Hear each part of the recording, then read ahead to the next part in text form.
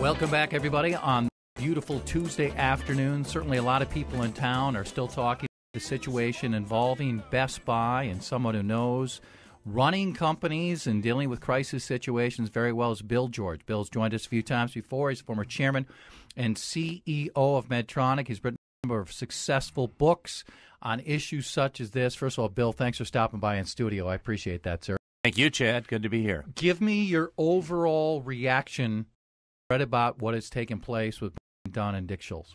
Shock and sadness. First was shock. This is a great company, and they've put the whole company at risk, maybe ultimately in play by, first of all, Dunn's inappropriate behavior with a female employee in the office. And now that the report comes out from the audit committee of the board and the special investigators that the chairman knew about this months before and didn't act on it. And he, too, after amazing career in this town and being one of the great entrepreneurs in Minnesota history, has really let everyone down in a company of 170,000 people. I'm curious how many other people would face this situation where Dick Schultz is an amazing story. I mean, what he has done for Best Buy, what he has done for so many charitable endeavors, St. Thomas included. So he finds out about this, and he tries to deal with this on his own. When you're the creator, when you're the face of that company, is there a strong temptation to do that? I think there is. And, it's a publicly held company. He Yep. owns, it's true, his Absolutely. family owns 20% of the voting stock. He built it. In some ways, he's still been acting as CEO, particularly now that since Dunn took over. But, you have to separate, and you have to say the most important thing is the institution. That represent all these employees, the millions of customers that go to Best Buy, all the shareholders that hold the company stock, and the community we reside in. We all depend upon Schultz's actions to ensure integrity in this great company. And that's what the company stood for, is integrity, good values. So how he should have handled this, he finds out about this.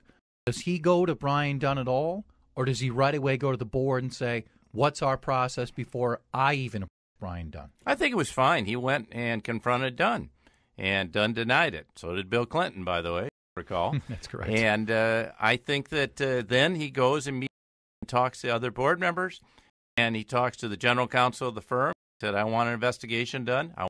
This is true. I want you to bring in lawyers, interview the female, interview other employees who are reporting this, who, by the way, are putting their own careers in jeopardy. That's right. It takes a lot of courage. And in my experience, Chad, employees don't come forward unless they have a good case. And I'd say well over 90% of the cases, what they tell you is true. So you shouldn't assume that they're just out to get the CEO. And you should tell your head of human resources. This has happened. I taught him to former member of Medtronic board. He was chair of the audit committee. He was chairman and CEO of a very large company. The similar kinds of things happen. At least his case didn't happen inside the office. And he resigned, and Medtronic board asked him to step aside from the board and chair of the committee.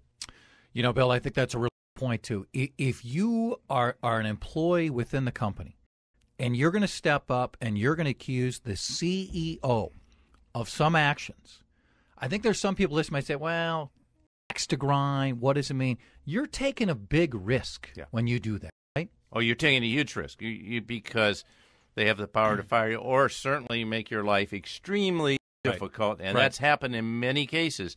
So that's why the board I serve, we discuss this all the time. We have very explicit policies. You get an investigation, you study it, and it's zero tolerance.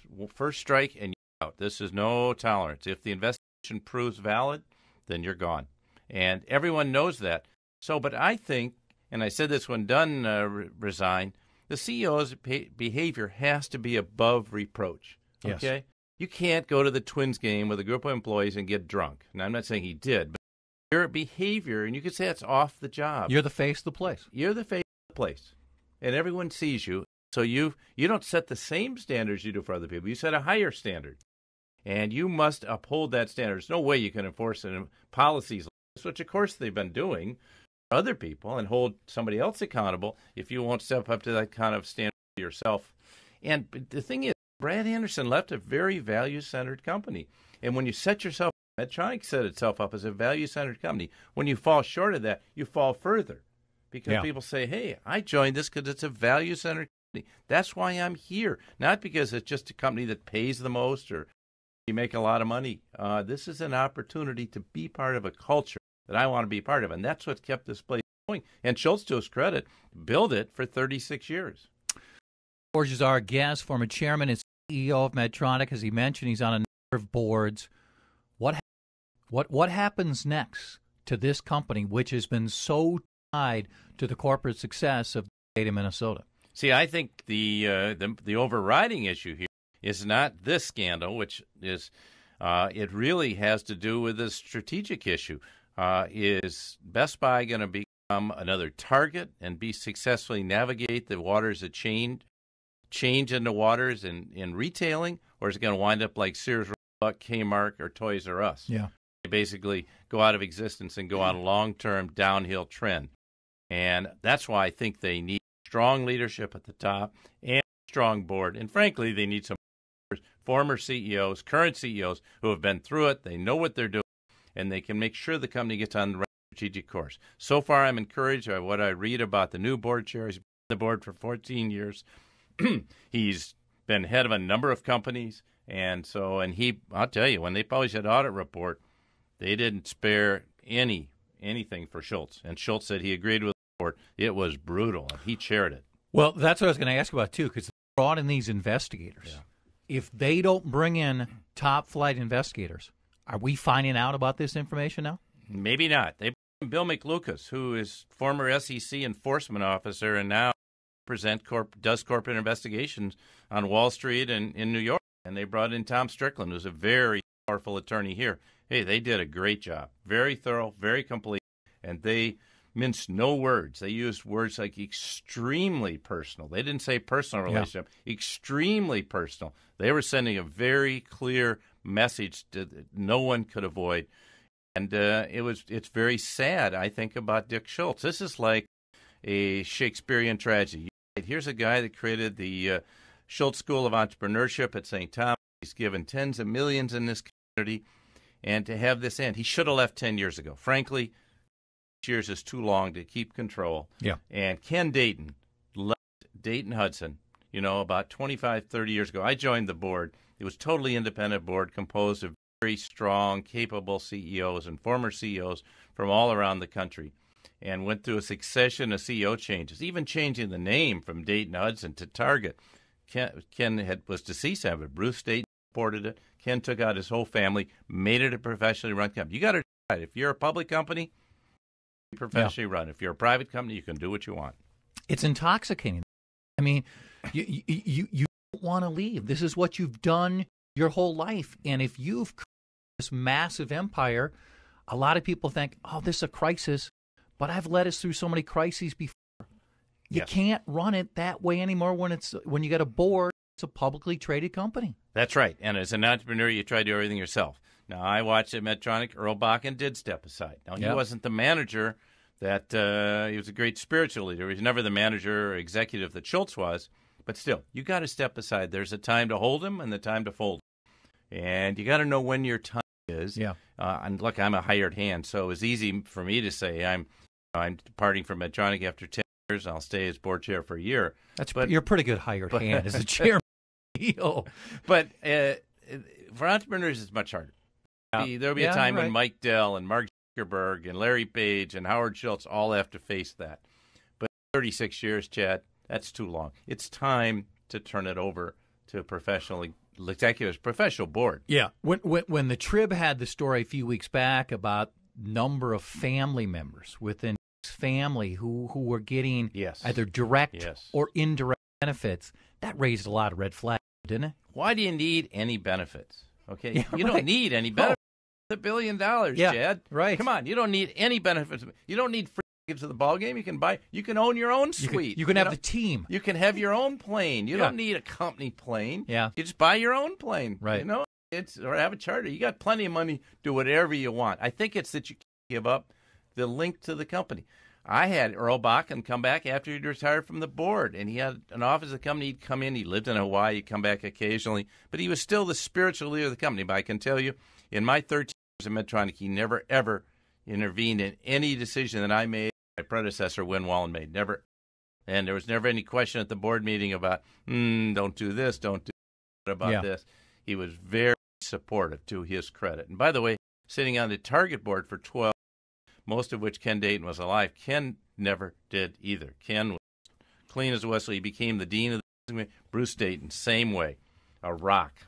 Two last points. Bill George, former chairman and CEO of Medtronic, among his best-selling books, 7 Lessons for Leading in Crisis. Okay, that is perfect for this topic. If you gave him one thing, one of those lessons, not all 7, but one, what would it be right now? Lesson number 1, face reality, starting with yourself. What's that mean? Let's go to Dick Schultz here. He had to face the reality that his colleagues that he had mentored for all these years had done a bad thing and had to go away, and he had to report it to everyone. And that he probably wasn't telling them the truth. He was lying to them. He had to face it. He didn't do it. And then he had to face him, look himself in the mirror and say, why did I put him in the job? Did I know this was going on? Yeah. Is this the kind of culture? This is not the kind of culture we had 3 years ago. Is this what I wanted? You know, we have another example going on right now, which is national news simultaneously with the chairman of J.P. Morgan. Yep, Jamie. But I tell you, Jamie faced reality. Went in the media, said, we were wrong. He took full responsibility. This is it was stupid. You know, we made a big mistake. Okay, everyone's jumping on him now, the politicians, they're just piling on. But Jamie, to his credit, and that story will go eventually, not too far out, because he took responsibility. That thing, everyone listening to this program has got to realize, take responsibility. But starting with yourself, look at yourself in the mirror. I had to fire the president of Europe because of the bribery scandal 20 years ago, okay? That was painful because I appointed him. Yeah. Okay? I didn't check out his values. I made the mistake, Chad. So I think you have to look at it as do you own part of this, or can I just blame it on you? It's easy to blame it on someone else. Are they now more vulnerable to a takeover because of this uncertainty? Yes, and so that's why they need to move fast. For Mike and a CEO, bring in someone from the outside.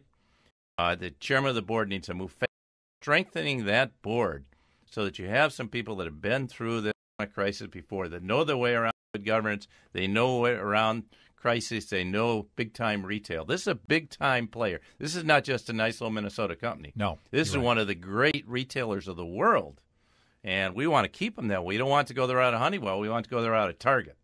And Target has continued to grow. They fended off 3 takeover attempts. A couple of them were I was on the board, one recently with a guy named William Ackman who take a proxy step to take him over. That can happen. It happening right now in real time. You just seen one happen to Yahoo. And I tell you, if you don't move fast, somebody's going to show up at your door and say, if you can't do it, Best Buy board, we'll do it for you. And if you say no, we'll run a box. You don't want that. You know, what you wanted, Target was doing everything right. So I'm just saying they've got to move fast. I think there is time, but that clock is ticking. Now's the time to move fast to preserve and build this great. And frankly, as Brad Anderson, the former CEO, said, you can't go back to where you were a year ago. You got to go forward to the future. Their future is not just in selling boxes, because you got an Amazon that can sell them cheap. Do it. You can't sell them cheap because they got a better logistic amount, but they can provide services. Their system works in your home. They need to go to the value-added service and the repair, because most of us can hardly work the remote on our TV, Chad, much less figure out all the stereo equipment, all the computer equipment. And there's going to be Apple TV. There's going to be TVs coming. It's all going to be linked together. You need somebody to advise you. Right. So Best Buy needs to go upstream. And that's what Target did. Target upscale against Walmart. They want upscale against Amazon. So that's what their strength is, because you can match what Target has in their store today. And that's what Best Buy needs. So it's a business, I admit, but they need to move in that direction, in my opinion.